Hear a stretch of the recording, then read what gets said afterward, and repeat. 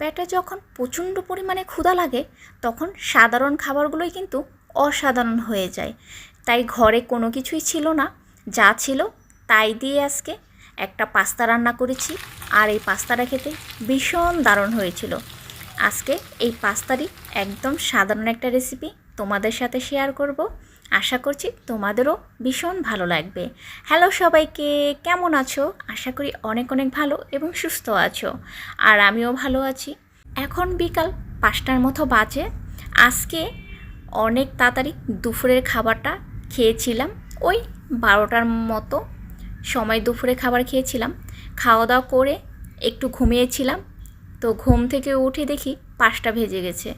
আর এত পরিমাণে ক্ষুধা লেগেছিল যে কি বলবো। তখন ভাবছিলাম কি খাওয়া যায়, কি রান্না করব খুব তাড়াতাড়ি। তো হঠাৎ করেই এই পাস্তার কথা মনে পড়লো যে ঘরে তো অনেকগুলো পাস্তা পড়ে আছে, প্রায় অনেক দিন আগে অল্প পরিমাণে খেয়েছিলাম, আরও বেশি অর্ধেকটা রয়েই গেছে। তো এখন ভাবছিলাম যে পাস্তাগুলো রান্না করব। এখন পাস্তাগুলো যে রান্না করার জন্য টমেটো সস, ধনেপাতা, টমেটো এরকম কিছুই নেই বাসায়, কারণ শেষ হয়ে গেছে। এখন বাজারে যাওয়াও সম্ভব না।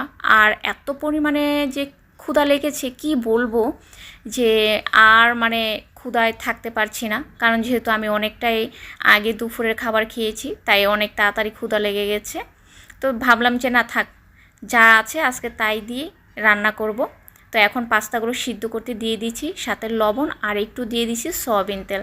সয়াবিন তেলটা দিলে পাস্তাগুলো অনেকটাই ঝরঝরা হয়।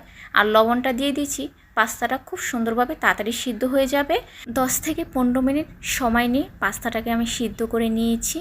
দেখো পাস্তার জলটা কিন্তু একদম শুকিয়ে গেছে, আর পাস্তাগুলোও কিন্তু খুব সুন্দরভাবে সিদ্ধ হয়ে গেছে। এখন এই পাস্তাগুলো আমি নামিয়ে নেব। আর নামিয়ে নিয়ে ঠান্ডা জল দিয়ে পাস্তাগুলোকে একটু সুন্দর করে ধুয়ে নেব। আর পাস্তাগুলো একটু ধুয়ে নিলে হয় কি, পাস্তার ভিতরে যে একটা আঠালো ভাব, পিছলে ভাব থাকে, এটা কিন্তু চলে যায়। এদিকে আমি একটু গোল গোল করে, একটু মোটা মোটা করে দুটো পেঁয়াজ কেটে নিয়েছি, আর অল্প একটু ঝাল, আর একটু শসা কেটে নিয়েছি, আর সাথে তো পাস্তার মশলা আছেই। এখন তেলে আগে প্রথমে পেঁয়াজটা দিয়ে দেব। পেস্টটা দিয়ে একটু হালকা করে ভেজে নেব। আর ঝালটা একটু কমই দিয়েছি, ঝালটা আমি একটু বেশি দিতে চেয়েছিলাম। যেহেতু অ্যাড্রিও খাবে, তাই ও তো ঝাল খেতে পারবে না, ওর জন্যই ঝালটা অনেকটাই কম দিয়েছি। এই 2টার মতো কাঁচা লঙ্কা দিয়ে দিয়েছি। আর শসাটা কিন্তু আমি পাস্তার সাথে অ্যাড করব না। আমি শসাটা নুডলস বা পাস্তা যখনই কিন্তু খাই, তখনই আমি শসা থাকলে একটা কেটে ওই সাথে একসাথে একটু মিক্স করে খাই। আমার খেতে ভীষণ ভালো লাগে এভাবে। তো আমি পেস্টটাকে হালকা করে একটু ভেজে নিয়েছি। তারপরে একটু কড়াইয়ের সাইডে পেস্টগুলোকে চাপিয়ে রেখে একটা ডিম দিয়ে দিয়েছি। আর ডিমটার মধ্যে সামান্য একটু লবণ দিয়ে দিয়েছি। তো ডিমটা যখন একটু সামান্য ভাজা হয়ে যাবে, তখনই এই চামচের সাহায্যে এটাকে ভেঙে দিতে হবে। একদম গুঁড়ি গুঁড়ি করে আমি ডিমটাকে ভেঙে নিয়েছি। এখন পেঁয়াজ আর ডিমটাকে ভালো করে একটু মিক্স করে ভেজে নেব। আর ডিমটাকে একটু ভালো করে ভেজে নিয়ে পাস্তা বা নুডলস রান্না করলে এটা খেতে আমার কাছে ভীষণ ভালো লাগে। অনেকের ভিডিওয়ে আমি দেখেছি যে ডিমটা নুডলস বা পাস্তার জন্য যখন কড়াইতে এইভাবে দিয়ে দেয়, তখন কিন্তু কাঁচা অবস্থায় তারা ছেনি দিয়ে বা চামচ দিয়ে নেড়ে পাস্তা বা নুডলসটা দিয়ে দেয়। আমার ওইভাবে খেতে একদমই ভালো লাগে না। আমার একটু ডিম পেঁয়াজটা এরকম হালকা করে ভাজা ভাজা করে তারপরে খেতে ভালো লাগে। তো ডিম আর পেঁয়াজটাকে একটু ভাজা ভাজা করে নিয়েছি। এর মধ্যে এখন দিয়ে দেব পাস্তার একটু মশলা, একটু বলতে প্যাকেটের অর্ধেকটা এখানে দিয়ে দেব, যেন তেলে ডিম আর পেঁয়াজের সাথে মশলাটার সুন্দর ফ্লেভারটা অ্যাড হয়ে যায়, আর একটু ভাজা ভাজাও হয়ে যায় মশলাটা। এর মধ্যে একটু যদি টমেটো সস বা টমেটো একটু কিউব কিউব করে দেওয়া যেত না, তাহলে এটার টেস্ট অনেক বেশি বেড়ে যেত। আর ওইভাবে খাওয়াটা অনেক ভালো লাগে।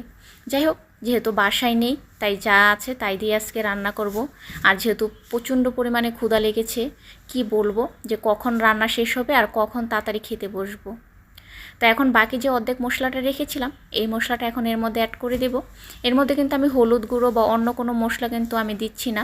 পাস্তা বা নুডলসের মধ্যে একদম অতিরিক্ত মশলা দিয়ে রান্না করা খেতে আমার ভালো লাগে না। আমি সবসময় একটু সিম্পলি খাই, কিন্তু আজকে একদমই বেশি রকমই সাদামাটা, মানে কিছুই দিতে পারলাম না, যেহেতু বাসায় সব কিছুই শেষ হয়ে গেছে। এখন আবার সব কিছু বাজার করে আনতে হবে। যাই হোক, আবার যেহেতু অ্যাডিয়া খাবে, তো যেহেতু হালকা হালকা গরমও আছে, আজকে একটু রোদ উঠেছিল, তো একটু খাবারে কম মশলাটা দিয়ে খেলেই আমি মনে করি ভালো। তো এখন পাস্তাগুলো দেখেছো আমি দেওয়ার পরে 5 থেকে 6 মিনিট একটু ভালো করে রান্না করে নেব। তো পাস্তাটা কিন্তু হয়ে গেছে আমার। এদিকে আমি শসা কেটে নিয়েছিলাম, এর মধ্যে সামান্য একটু লবণ দিয়ে দিয়েছি, তাহলে খেতে কিন্তু বেশ আরও বেশি ভালো লাগবে। আর পাস্তাটাকেও আমি রেডি করে নিয়েছি। দেখো, এই যে শসাটা পাস্তাটার উপরে আমি এইভাবে দিয়ে তারপরে খাই।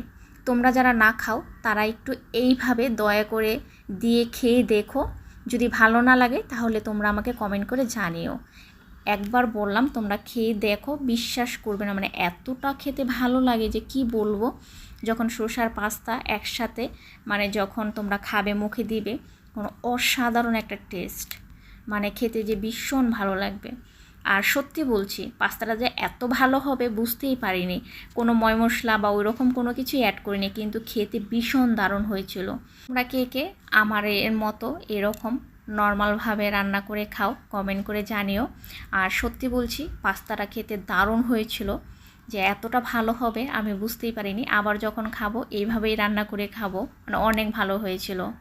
তো আজকের আমার এই ছোট্ট ব্লগটি কেমন লাগলো, আশা করছি তোমাদের কাছে ভালো লাগবে। যদি ভালো লেগে থাকে অবশ্যই পেজটাকে ফলো করে লাইক এবং শেয়ার করে দেবে।